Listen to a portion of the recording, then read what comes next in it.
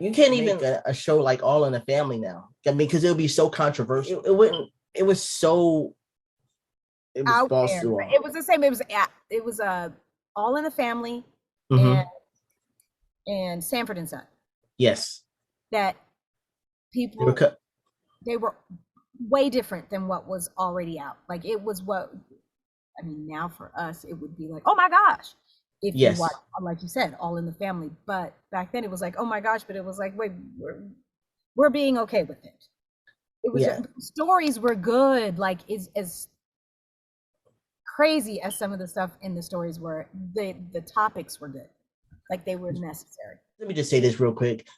I think it was this totally different subject. I think it was a bunch of bull crap that Angela Bassett didn't win Viola the Davis Oscar. or Angela Bassett.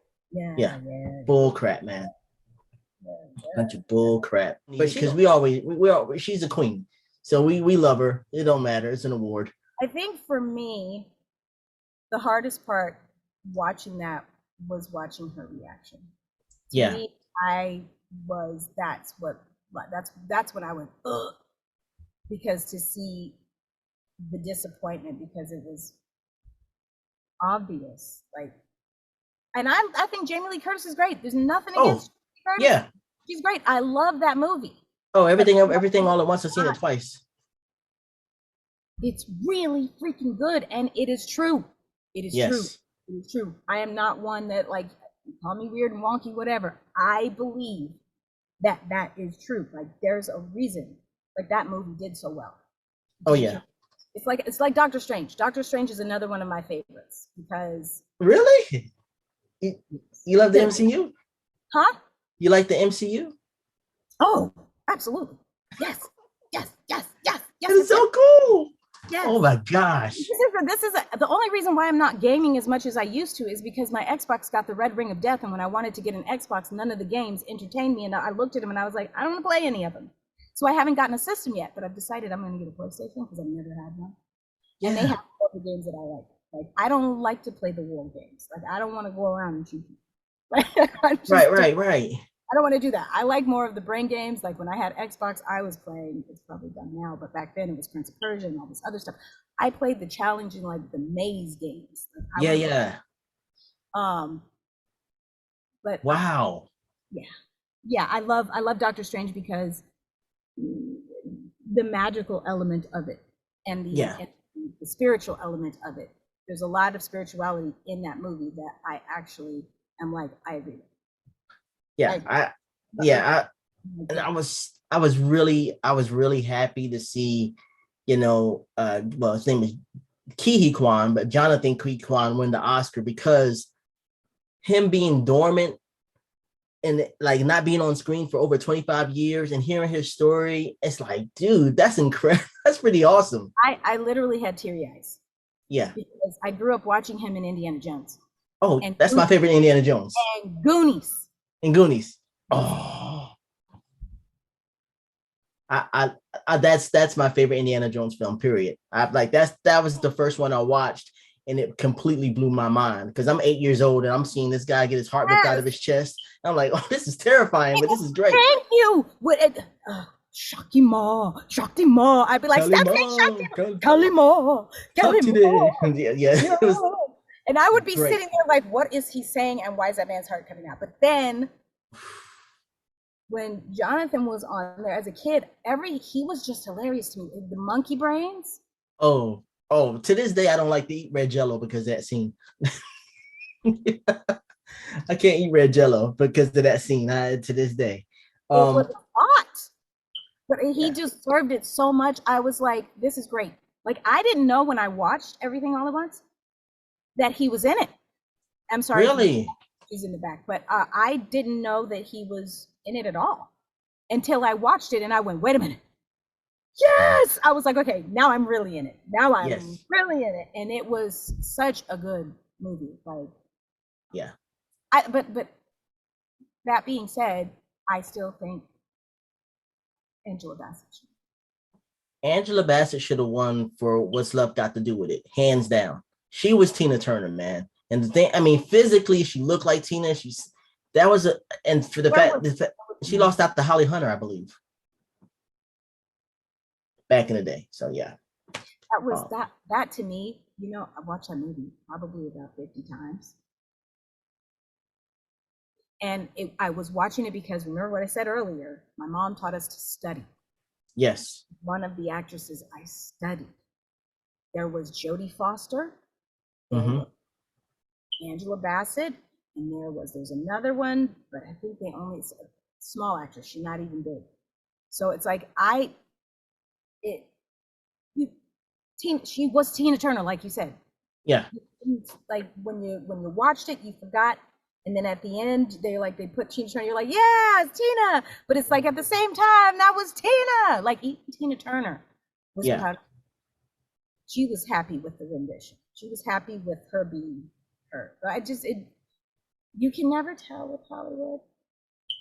Like I've heard there have been so many great shows that were passed by Hollywood but got done independently, and then it was all of a sudden now it blew up and they're like, wait a minute, but we passed on that. Exactly, because you didn't have the vision, but they still stuck to their vision. Oh yeah. And you can't really, it's kind of like Rolling Stone. Like sometimes you guys get it right, but most of the time what you guys think is, I don't know. Not this year. They I know, well, last year, that's when they put out that. I was appalled by that. Now this is something you have. I saw the video on YouTube where you were singing your song, and I can't remember the name of the song, but you have a phenomenal voice. Like you have an amazing voice. So, and I asked this question to Jennifer McGill, who was part of the Mickey Mouse Club, and she does voice training now. So I'm gonna ask you the same question. Do you believe that everybody has a voice in them, but they just need to get the proper training and the proper have the proper motivation? Or are some people just a lost cause? Some people want to sing and they go on these shows like American Idol and they get laughed off the stage or whatever. But maybe I'm thinking maybe they didn't get the right training, or maybe some people just don't have the gift. What's your opinion on that? Okay. What I think. Yes, I believe this. Yes and no. Okay. I believe yes, because there are some of the people that like. Let's take American Idol that you're talking about. Mm-hmm. There are some of the people that they're singing and they haven't had any training, but their tone, the way that they're singing, is perfect, but they don't have diaphragm control, so their notes are short. So they don't know how to control their vibrato. So, or they listen to the radio and they sing everything like the radio without learning how to color a song. Those are the things that I feel like, yes, you can do that. Now, are there diamonds in the rough that may be worse as far as like raw talent? Yes, that you can help. But I think a lot of times, especially with shows like American Idol and The Voice, there's a lot more to it than just being able to sing. I think sometimes it's hypnotic watching people do music. It is hypnotic to watch people sing. Mm-hmm. And I feel like there are people who are like, oh my gosh, I want to do that, because when you hear the music and you're in it, you're like, I can feel this. This is what I want to do. Yeah. It doesn't necessarily mean that that's what you're supposed to do. Yes, you should sing. If you want to sing, everyone should sing, no matter what your voice sounds like, because honest to goodness, or from a health standpoint, the vibrations in everyone's voice are self-healing. Mm-hmm. Even if you're not singing for the whole world, you might sing for yourself, but because it's you and you, it will tap into you and that can heal you. We are used to watching concerts and stuff, and Beyonce, where she's blowing all day, every day, and it hits you in the soul, and it's healing to you, but it's also healing to yourself. There are some people, I feel like everyone can sing if they want to sing, but should everyone sing on the stage? I do not think so.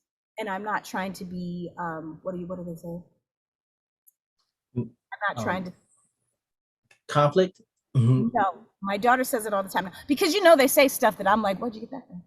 It's like, I'm not trying to, oh my gosh, I can't think of it. I'll think of it and then I'll.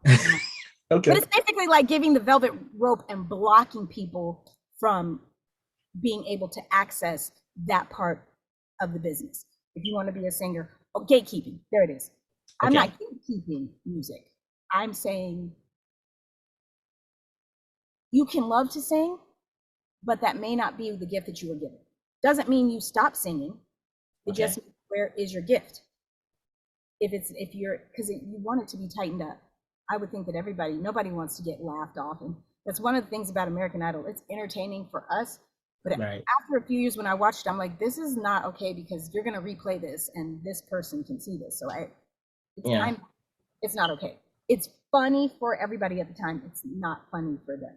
So I think in that situation, you're not telling them, no, you shouldn't sing. You're actually bopping them upside the head emotionally and then saying, don't ever sing again. That's not what you want to do. Right. If that's the case, you may want to just tell them to have more training. And then if they're in training and it's just not working out, because some people are tone deaf. Yeah, that's what Jennifer said. Yeah.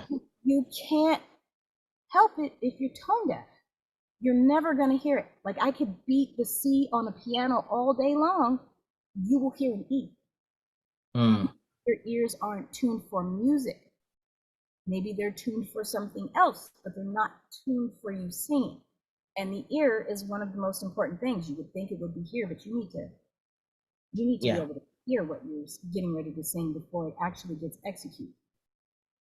I mean, it's the same thing as typing on the keyboard. If you're going to write a sentence, you need to know where those letters are on the keyboard and just go for them. Same thing with notes. So it's a yes and a no. I'm not going to tell anyone to not sing, but I am going to say to not take it to heart if singing is not what you're supposed to do. You can still sing. You can still sing for your babies. You can sing for yourself. You can sing for your man. You can sing for whoever you want. But if you try to take it to the level of professional, I wouldn't even get involved, because there's not much heart. They're not be compassionate. And nobody's going to tell you anything. They'll do the Simon Cowell. You know what I mean? Yeah. Do the Simon Cowell. So yeah, I think if you have the talent and you have the capabilities, and it's like I said, a diamond in the rough who's just been singing in their house or singing wherever, or singing at small clubs but never got their break, please, yes, just go on YouTube. Find some people to study on there and do vocal exercises on there and tighten it up, and then go kill it. Yeah. Then go tear it up. Yeah. I agree. Like and to this day, it just still blows my mind on what you're just able to do with your phone. If you have the internet, you can do pretty much anything. It's crazy. Like, we didn't have that back in the day, you know what I'm saying? Not at all. I had a camcorder, and me and my sisters made home movies, like comedy movies. We made all kinds of stuff. That was our entertainment. We're like, and now what are we doing? I'm a writer. My sister's a writer. We are making projects. We just haven't said anything or done anything about them, or haven't talked about them publicly, but we're working, because, and this is for anybody who's trying to get into the industry or who's trying to get further in the industry. If you get a door, if you get a whatever, in some cases, protection and a lesson, and the lesson portion is, I don't need to depend on you. Stand on your craft and get it done yourself. Like you said, you can do everything with your cell phone. Everything. Like you can, especially with the new iPhones, you can, in cinematic mode, you're making a movie, dude. Yeah. And then you can go edit it right on your phone. Yes. Upload it, put music on it right on your phone, and then put it out. And the next thing you know, like, go even further, figure out, call whoever you got to do at Roku, and put it on there. And now your movie's sitting on there. And then you just worry about promoting it. You don't need everybody you think you need. Yeah. Because if you're not going to believe in your vision, you need to keep strong. You need to hold on to your vision. But we have so much technology. Me and my sisters were just talking about that. We're like, if we had back in the day what we have now, done. Because my home movies, I still can watch those. They're funny, but it's not as it wasn't like the professional stuff. I mean, you want to know what my editing was on that? I paused my camcorder, and then I started again. That was my cut. There was no way to cut. Right. All the cut ones, I was like, there's no way to do it. And my boombox was in the back, playing either classical music or a soundtrack to Batman, because I needed the theatrical music, and we would be doing our parts, and then I'd cut it again. You don't have to do that right now. Now you can literally put the music underneath and still hear it. It's great. Yeah, it really is. It So really is, there's no isn't it? excuses, and I say that for myself as well. There's no excuses. You can make things happen on your own. This is also because like there's so many because of streaming, there's so many uh there's so much stuff now that's now being accepted. Like a movie like Everything Everywhere All at Once probably would not have worked like 5 years ago. But it took and I said this on Monday Cinema Club, which is run by Dante Bosco. Mhm. I said Scott Pilgrim had to walk in order for Everything Everywhere All at Once to run, because that failed at the box office, but it had such a cult following. And but I mean, think about it, the similarities are there. You can see it. I mean, you can see the similarities. It's crazy. I mean, that's why everything with the multiverse and all of that stuff, you're right. You would not have been able to do it. It would have looked far-fetched, but somebody had to start it. And that's how it always happens. And it's Yeah, always, if you're the first to do it, it's gonna be scary because you don't have anything to look to the left or the right for. It's just me, whatever happens, happens. And if it's up, perfect. If it's down, that doesn't mean stop. right. Yes. Exactly. And the general audience is changing too. So like the general audience is like accepting these concepts like time travel and multiverses because they like that stuff. And I noticed that happening back in 2005. Like when I used to work at this place called Suncoast, which is like a movie memorabilia place. And I saw a bunch of kids reading Japanese anime or a manga.